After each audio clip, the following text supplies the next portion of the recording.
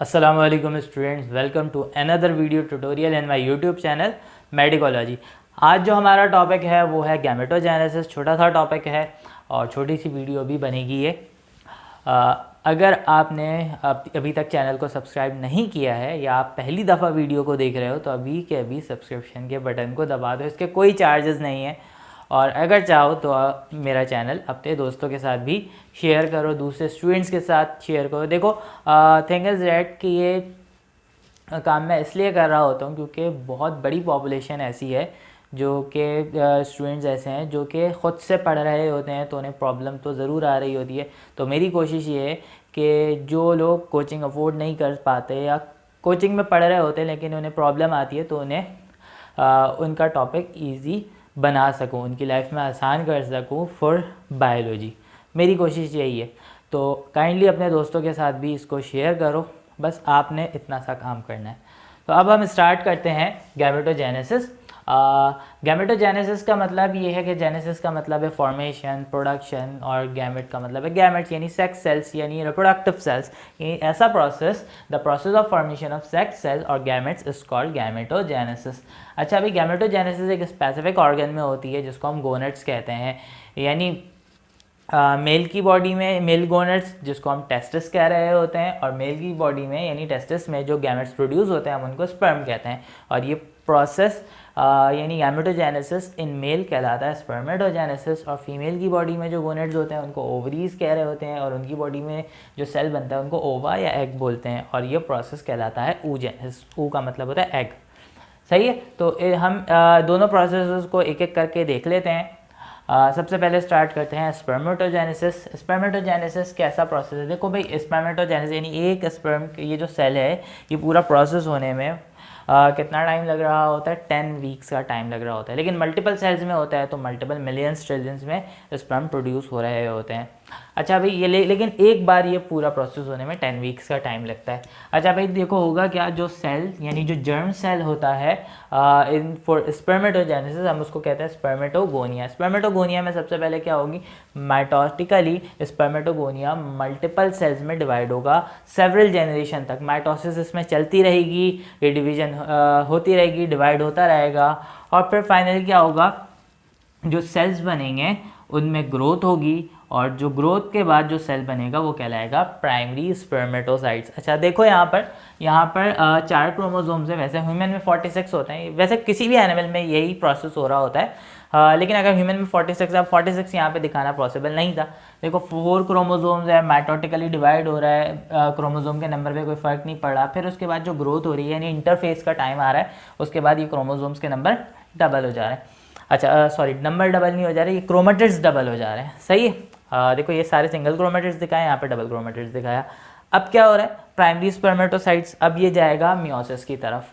सही है। मियोसिस होगी प्राइमरी स्पर्मेटोसाइट्स में, मियोसिस होगी यानी मियोसिस 2 स्टेप्स में होता है, मियोसिस 1, मियोसिस 2। सबसे पहले मियोसिस 1 होगी तो उसमें क्या होगा, ये सेकेंडरी स्पर्मेटोसाइट्स में कन्वर्ट हो जाएगा। यानी प्राइमरी स्पर्मेटोसाइट्स कन्वर्ट हो गया सेकेंडरी स्पर्मेटोसाइट्स में। अच्छा, क्योंकि यहाँ पे 4 क्रोमोसोम थे और यहाँ पर कितने हैं? 2, यानी रिडक्शन यहाँ पर हो गई। क्रोमोसोम्स के नंबर की रिडक्शन यहाँ से स्टार्ट हो जाती है।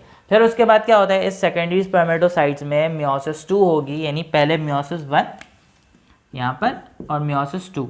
मियोसिस 2 के बाद जो सेल बनेगा वो कहलाता है स्पर्मेटिड्स। सही है। अब ये देखो स्पर्मेटिड्स, अब इसमें 2 क्या मौजूद है? 2 क्रोमोसोम्स मौजूद है, यानी 4 से अब ये हाफ हो चुका। फिर उसके बाद उसमें फर्दर ग्रोथ, उसकी डेवलपमेंट, मैच्योरेशन होगी। मैच्योरेशन के बाद ये बन जाएगा स्पर्म इस शेप का। सही है। फिर उसके बाद अब ये बिल्कुल रेडी होगा। अगर फर्टिलाइजेशन होती है यानी अगर मेटिंग होती है, इंटरकोर्स होता है, तो उसके बाद ये फर्टिलाइजेशन के लिए तैयार होगा इन फीमेल बॉडी। अच्छा भाई, उसके बाद क्या होता है? अगर हम फीमेल की बात करें तो फीमेल की बॉडी में जो गैमेटोजेनेसिस हो रहा होता है हम उसको कहते हैं oogenesis। सही है, oogenesis। अच्छा, अब ये कहाँ पर होता है? ओवरी में होता है और ये पूरे प्रोसेस को होने में 1 मंथ का टाइम लगता है। सही है ना। सिर्फ 1 मंथ इसमें नहीं, और भी दूसरे प्रोसेसेस हो रहे होते हैं। पूरी मेंस्ट्रुअल साइकिल की बात हो रही है। अच्छा भाई, होता क्या है? होता कुछ यूँ है कि यहाँ पर जो जर्म सेल होते हैं हम उनको कहते हैं ओगोनिया। ओगोनिया में इसी तरह से स्पर्मेटोजेनेसिस की तरह इस पर भी माइटोटिकली डिवीजन होगी। माइटोटिकली डिवाइड होकर ये बहुत सारे सेल्स में कन्वर्ट हो जाएगा।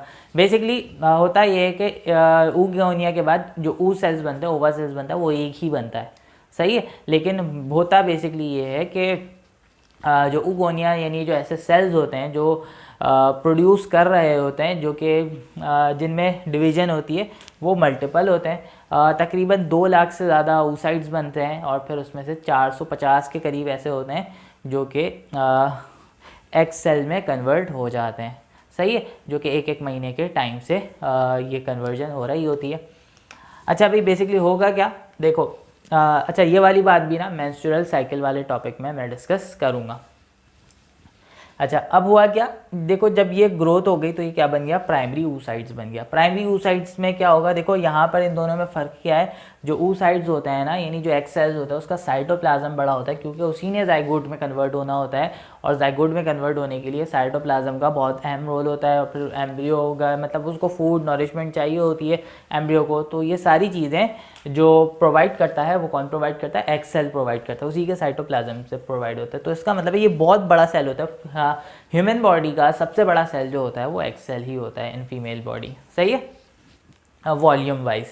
अच्छा जी, सबसे पहले क्या बन गया, ये प्राइमरी oocytes बन गया। प्राइमरी oocytes में क्या होगा, अब यहाँ पे मियोसिस स्टार्ट होगी। जब ये प्राइमरी oocytes, ये देखो 4 क्रोमोसोम है, मियोसिस होगी तो बनेगा सेकेंडरी oocytes। फर्स्ट मियोसिस होगी तो 2 सेल बन गए, एक तो लार्ज सेल बना और एक छोटा सा सेल बना जिसको हम पोलर बॉडी बोलते हैं। इसका कोई काम नहीं होता, ये डीजेनरेट हो जाएगा।